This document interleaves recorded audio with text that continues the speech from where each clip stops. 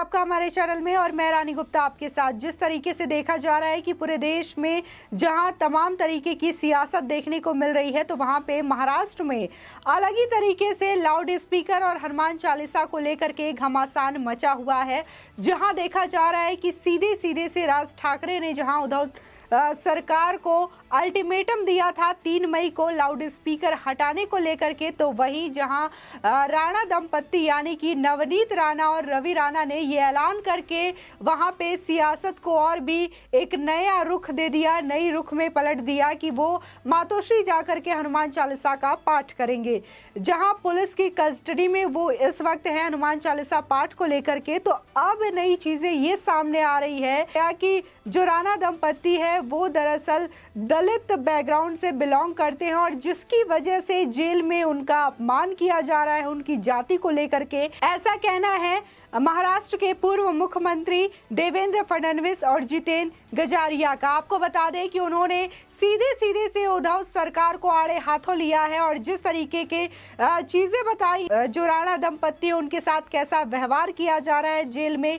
उन्हें ना तो पीने के लिए ठीक से पानी दिया जा रहा है, ना ही वॉशरूम ठीक से मुहैया कराया जा रहा है। इसी के साथ ही साथ ये भी खबर सामने आई है कि नवनीत राणा ने ओम बिरला जो कि स्पीकर हैं उनको एक खत लिखा है और ये बताया है कि जो उद्धव सरकार की जो एक विचारधारा थी, शिवसेना की विचारधारा थी, वो अब हिंदुत्व से बिल्कुल परे है। जिस तरीके से शिवसेना का मासिक पत्र जो है सामना, उसमें कहा गया था कि यदि अगर उन्हें हनुमान चालीसा का पाठ करना ही है तो वो ओम बिरला और गृह मंत्री अमित शाह और इसी के साथ ही साथ मोदी के घर पे जाकर के वो इसका पाठ क्यों नहीं करते, वो उद्धव सरकार के घर पर जाकर के क्यों इसका पाठ कर रहे हैं। और सीधे सीधे ये आरोप लगाया गया उन पर कि वो शांति का जो माहौल है महाराष्ट्र में उसको खराब करने की कोशिश कर रहे हैं। आपको बता दें, अमरावती सांसद नवनीत राणा ने लोकसभा अध्यक्ष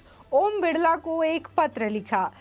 उसमें कहा कि ये मेरा ईमानदार और सच्चा विश्वास है कि उद्धव ठाकरे के नेतृत्व में शिवसेना स्पष्ट कारणों से अपने स्पष्ट हिंदुत्व सिद्धांतों से पूरी तरह से भटक चुकी है, क्योंकि वह सार्वजनिक जनादेश को धोखा देना चाहती है और कांग्रेस एनसीपी के साथ चुनाव के बाद गठबंधन करना चाहती थी।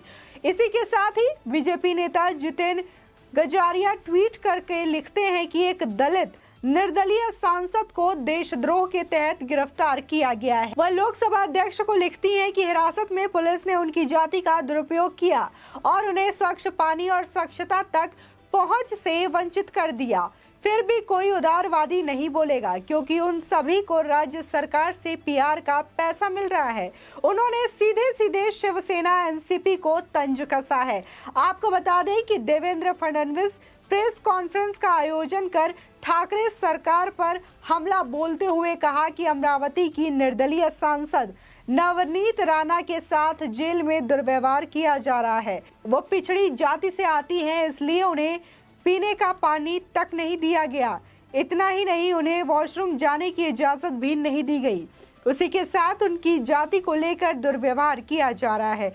बता दें, फडणवीस ने आगे कहा कि नवनीत राणा ने इस संबंध में लोकसभा के स्पीकर को एक पत्र भी लिखा है। आपको बता दें, मुंबई के अमरावती की सांसद नवनीत राणा इन दिनों महाराष्ट्र के हनुमान चालीसा विवाद को लेकर सुर्खियों में लगातार बनी हुई हैं। बता दें, नवनीत ने सीएम उद्धव ठाकरे के घर पर हनुमान चालीसा का पाठ करने का ऐलान किया था, जिसके बाद भड़के शिव सैनिकों ने शहर में काफी हंगामा किया।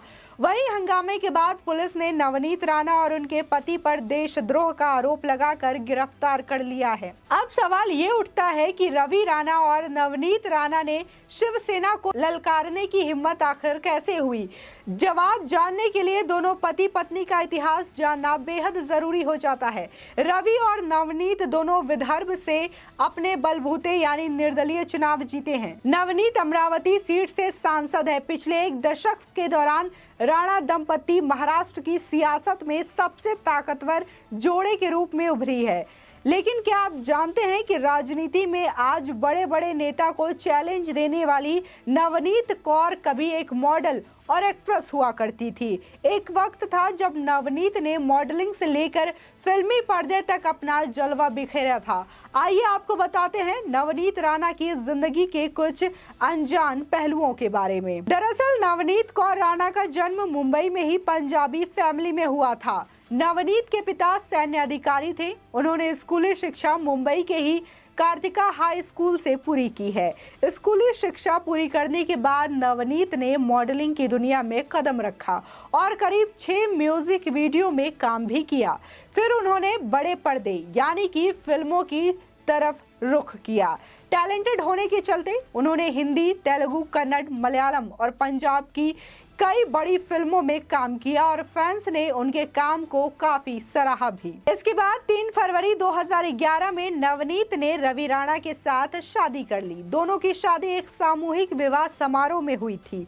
फिलहाल ये दोनों एक बेटा और बेटी के माता पिता हैं। आपको बता दें, फिर फिल्मों को छोड़ नवनीत राणा ने राजनीति की दुनिया में कदम रखा।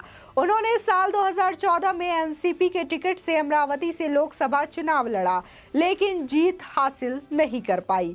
फिर उन्होंने साल 2019 में निर्दलीय चुनाव लड़ा, जिसमें उन्होंने शिवसेना के दिग्गज नेता आनंद अंशुल को हराकर लोकसभा चुनाव में जीत दर्ज कराई। वहीं बात करें रवि राणा की, तो वो महाराष्ट्र के विदर्भ इलाके में बडनेरा से 3 बार के निर्दलीय विधायक बन चुके हैं। इसके अलावा वो युवा स्वाभिमान नाम से पार्टी भी चलाते हैं और कहा जाता है कि रवि राणा महाराष्ट्र के पूर्व मुख्यमंत्री देवेंद्र फडणवीस के काफी करीबी है। आपको बता दें कि ये पहली बार नहीं है जब नवनीत राणा विवादों में आई हों। इससे पहले भी वो जाति को लेकर सुर्खियों का हिस्सा रह चुकी हैं। दरअसल शिवसेना के पूर्व सांसद आनंद राव अंशुल ने उन पर फर्जी प्रमाण पत्र बनवाकर लोकसभा चुनाव लड़ने का आरोप लगाया था, जिस पर बॉम्बे हाई कोर्ट ने जून 2021 में उनका जाति प्रमाण पत्र रद्द कर दिया और उन पर 2 लाख रुपए का जुर्माना भी लगाया था। हालांकि बाद में सुप्रीम कोर्ट ने हाई कोर्ट के फैसले पर रोक लगा दी थी। बता दें, महाराष्ट्र में मस्जिद से जब लाउड स्पीकर हटाने का मुद्दा आया तो हनुमान चालीसा का पाठ भी सामने आया। मनसे प्रमुख राज ठाकरे ने ऐलान किया कि 3 मई से पहले मस्जिदों से लाउड स्पीकर नहीं हटाया गया तो हिंदू भी लाउड स्पीकर लगाकर हनुमान चालीसा का पाठ करेंगे।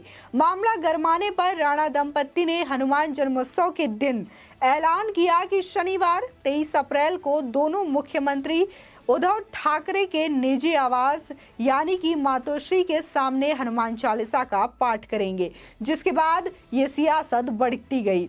ये मामला काफी बढ़ गया। शिव सैनिकों ने रवि के मुंबई स्थित खार निवास पर हमला बोल दिया। उनके अमरावती वाले घर को भी निशाना बनाया गया। अब हनुमान चालीसा पढ़ने की बात पीछे छूट गई है।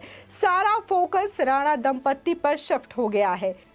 इस मसले के जल्दी थमने के आसार भी नहीं है, क्योंकि बीजेपी पूरी ताकत के साथ राणा दंपत्ति के साथ खड़ी है। जिस तरीके से देखा गया कि सर्वदलीय बैठक के लिए भी आमंत्रण दिया गया था एमएनएस प्रमुख राज ठाकरे को, तो उन्होंने सीधे सीधे तौर पर यहां आने से मना कर दिया था, क्योंकि ये जो चीजें हैं उन्होंने साफ तौर पर 3 मई का अल्टीमेटम दे रखा है उद्धव सरकार को कि वो लाउड स्पीकर के मामले में जल्द कोई फैसला ले और लाउड स्पीकर को मस्जिदों से हटवा दे, वरना ऐसे ही हनुमान चालीसा का पाठ होता रहेगा। जिस तरीके से देखा गया कि कैसे जो नवनीत राणा है वो निर्दलीय सांसद होते हुए भी उन्होंने उद्धव ठाकरे को ललकारा, उद्धव ठाकरे के साथ साथ एनसीपी सरकार को ललकारा और मातोश्री में जाकर के हनुमान चालीसा पाठ करने का ऐलान किया, जिसके बाद से तमाम जो शिव सैनिक थे उनके घर पर उन्होंने हमला किया, बैरिकेड्स तोड़ दिए, इसी के साथ ही साथ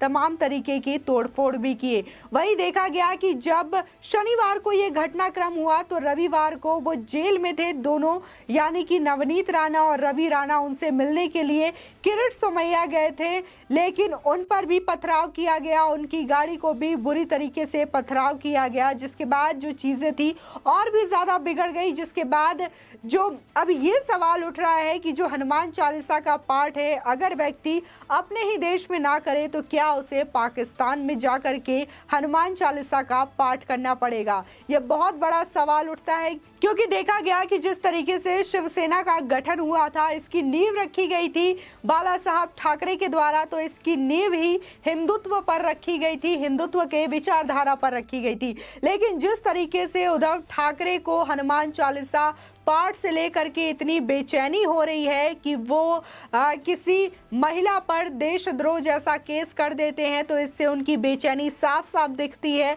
और जो एक विचारधारा थी शिवसेना की हिंदुत्व को लेकर के, वो दिखती है कि कैसे एनसीपी और कांग्रेस से गठबंधन के साथ पूरी तरीके से वो विचारधारा उद्धव ठाकरे भूलते हुए नजर आ रहे हैं।